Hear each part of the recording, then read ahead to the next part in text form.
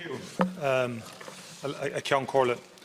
Taoiseach, last week I raised with you the fact that we've up to 80,000 women waiting for cervical smear test results. That was an enormous backlog there, which was largely because of a decision by the Minister last April to offer free tests to every woman who requested one. And since then we've been seeking to, for about 3 months, to ascertain the extent to which the Minister sought, received or ignored official advice on this decision, because it has had very, very significantly damaging repercussions for the programme itself. A programme which has been very effective over 10 years in terms of 65,000 pre-cancer cases diagnosed and a very large participation rate. And now it's in somewhat of a crisis. The truth matters, Taoiseach, and the record of the House matters. And the Minister's story has shifted continuously from about January onwards, following questions on this. And we do need a comprehensive statement from him. So, for example, on February the 5th, he denied that the decision was offered against official advice. He said that was not the case. We now know that there was official advice against this decision. Professor Gráinne Flanagan's submission is one element of that. We know that there was a meeting between Department of Health officials and cervical check officials that day. We know that an email now went to the Minister that day from cervical check to the Department. It certainly was sent. The Minister then subsequently said that the warnings and so on were significantly after he made his decision. He said that in a statement to the Dáil and to a statement in February. We know that Tony O'Brien, the Director General then of the HSE, spoke to the Minister on the Sunday after the decision and asked him to walk back the decision. And this was before a Cabinet meeting on the following Tuesday, which formally endorsed the decision, or when a presentation was made. Were ministers aware of all of that detail, of the warnings, of the official advice that was very much against the decision to proceed? And again, there's a number of those statements are incorrect from the Minister. So there were warnings on the day after, from very senior people. Indeed, on the 8th of May, I put a question to you, Taoiseach, on leaders' questions, when I asked you very straightforwardly, does the capacity exist to do that? Is that the correct initial response, referring to the smear? Now, that's despite all the spinning that I allegedly welcomed all of this. I asked some very clear, pertinent questions on the 8th of May, which have been borne out now in the fullness of time, because Gráinne Flanagan said the decision fundamentally undermined. So, Taoiseach, I want to ask, will you ask the Minister to come into the House and issue a comprehensive statement outlining the sequence of events leading up to the decision, the advices he received, when he received them, and correcting the Dáil record as he does so? Will he publish the email that was sent by cervical check to the Department on the day he made his decision? And what timeline now exists for the elimination of the backlog? And I would ask you, Taoiseach, can you say to the House, can you confirm that the cervical check screening programme can cope with the overload that has resulted, and is the capacity there to both clear the backlog while continuing with the programme? Taoiseach. Thanks very much, Deputy. I think the most important thing is that we deal with the backlog. There is a backlog of about 80,000 smear tests waiting to be examined, and while the clinical risk is negligible, there are, of course, lots of women who are very concerned about their test result and are waiting a long time for it, and we need to deal with that. Some people are getting their results back within 4 weeks. The average is about 15 weeks, but in some cases it's 33 weeks. And that backlog needs to be resolved. The HSE and the National Cancer Screening Service have been doing a lot of work to try and find laboratories that are willing to take on the additional testing. They have sourced capacity now, but they need to go out and inspect the labs and come to commercial arrangements with those labs to take on the additional tests. And you'll be aware that with the litigious environment in Ireland, among other things, it can be difficult to get laboratories to agree to take on additional testing, but the HSE has identified labs that may be willing to take on the additional testing subject to commercial agreement and subject to an agreement on liability should there be future claims.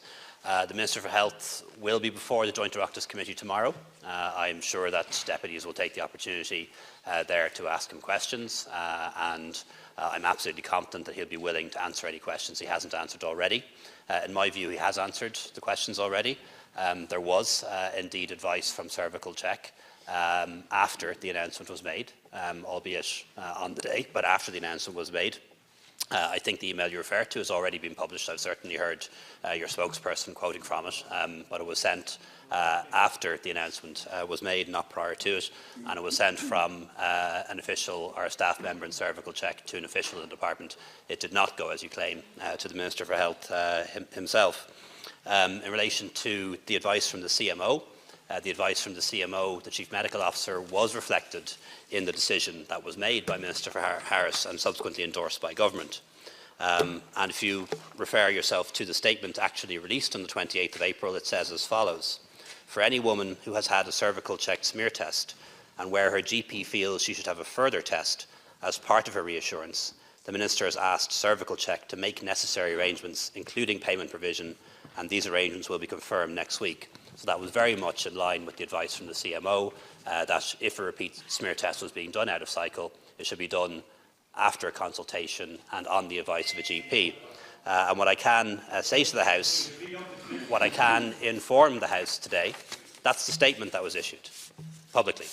What I can inform the House as well today is that during the period between the 1st of May last year and the 31st of December last year, when the free out-of-cycle smear test was on offer, there were 112,000 consultations with GPs, but only 57,800 repeat smear tests. So that proves that the CMO's advice was followed. 100,000 women attended their GP. In about half the cases, a repeat smear test was done. You have said that the email was published. My understanding is that email from Cervical Check to the department has not been published. Okay? And what's being put forward is that because it's subject to an FOI request, that they don't want to release it. And I'm asking you today, and I stand corrected if it hasn't been published, but I'm asking you to stand up in the Dáil today and say you will ensure that be published before the end of the day. There is no reason why it should not be published, and there's no reason why it cannot be published. So I really want a commitment from you, because this has been going on for 3 months, and the story has shifted and shifted and changed.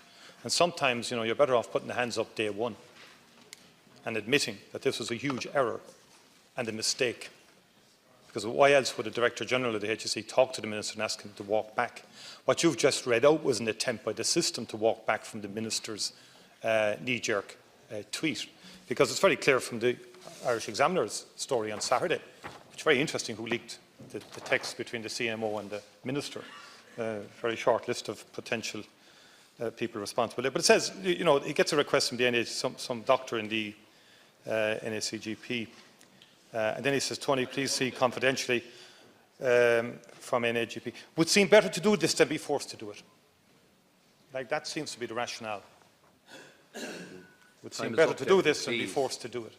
That's the rationale for a decision which has heaped hundreds of thousands of additional unnecessary tests on the system, caused an enormous backlog, and has delayed the rolling out of the new HPV test, which is far more precise, more accurate, and would even yield better results for women concerned. So I think the record of House, without question, needs to be corrected, Taoiseach, without question. And the Minister needs to make a comprehensive statement. Tomorrow in the House is about the wide estimates of the health. It's not specifically about this issue. Taoiseach. Thanks, Deputy. I think, again, you're engaging in conspiracy theories. To the best of my knowledge, the information that was on the front page of the Examiner was not a leak. It was on foot of a Freedom of Information request made by that newspaper.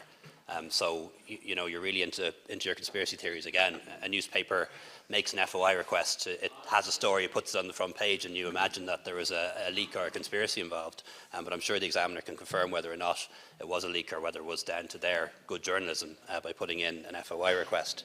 In relation to what happened at the time, I think it's important to bear in mind. What was happening at the time. Women were attending GP surgeries. They were very concerned about their smear tests being inaccurate. they were in many cases asking for a repeat smear test. This was the major issue coming up on the helpline. The NAGP called for repeat smear tests. The IMO signed an agreement to provide them. It was welcomed by the opposition.